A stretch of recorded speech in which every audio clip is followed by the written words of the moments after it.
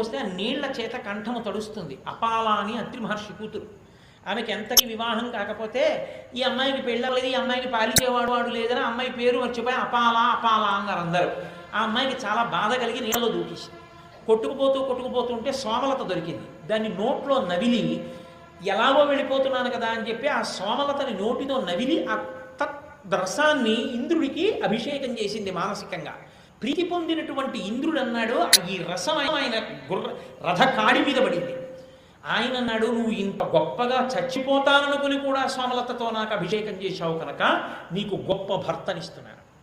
నువ్వు భార్య అవ్వడమే కాదు, ఇక నుంచి ఎక్కడ పెళ్లి జరిగినా నువ్విప్పుడు ఏ మంత్రం చెప్పావో దాన్ని గుర్తు పెట్టుకుని నా కాడి మీద నీళ్లు పడ్డాన్ని గుర్తు తెచ్చుకుని ఆడపిల్ల కంఠం మీద కాడి పెట్టి దాంట్లో మంగళసూత్రాలు పెట్టి నీళ్లు పోసి అభిషేకిస్తే ఆ అభిషేక సమయమునందు జ్ఞాపకం తెచ్చుకొని ఆడపిల్ల మన